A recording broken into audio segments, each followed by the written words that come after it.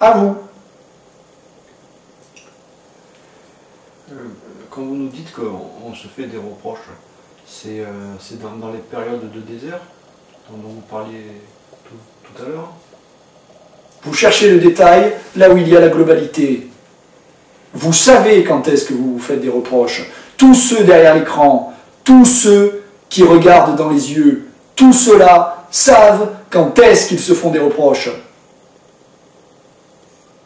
Le reproche le plus dur n'est pas tellement celui que vous faites aux autres. Le reproche le plus dur est celui que vous dirigez contre votre Créateur. Et qui est votre Créateur? Celui qui a créé votre corps, celui qui a créé votre esprit, celui qui a créé vos pensées, celui qui a créé vos sentiments, celui qui a créé vos émotions. Et effectivement, nous vous regardons, vous vous tairez, et pendant que vous vous tairez, vous vous faites des reproches d'être comme vous êtes.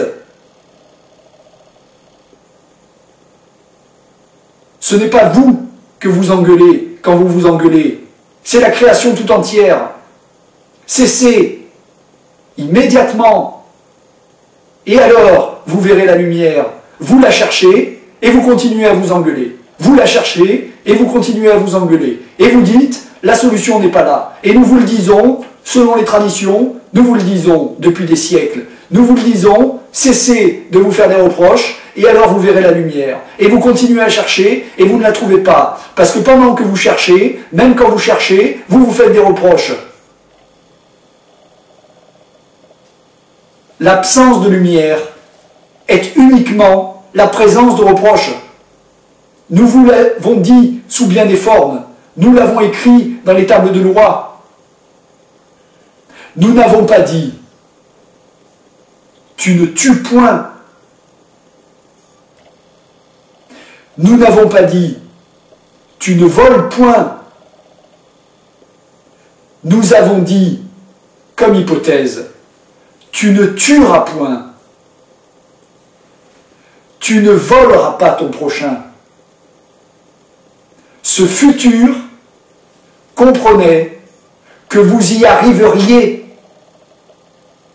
Alors que vous, derrière l'écran, dès que vous n'y arrivez pas, vous vous faites un reproche.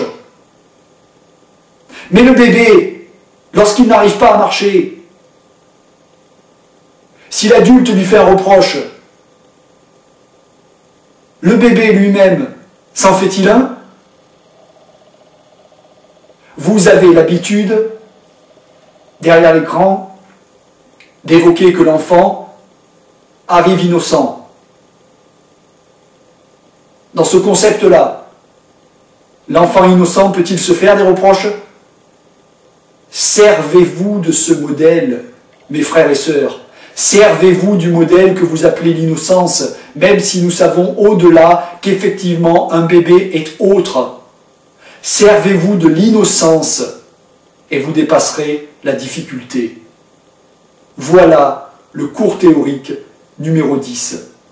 L'innocence est le remède à la difficulté. Servez-vous-en tout de suite et ce remède sera efficace. Maintenant, nous disons terminé.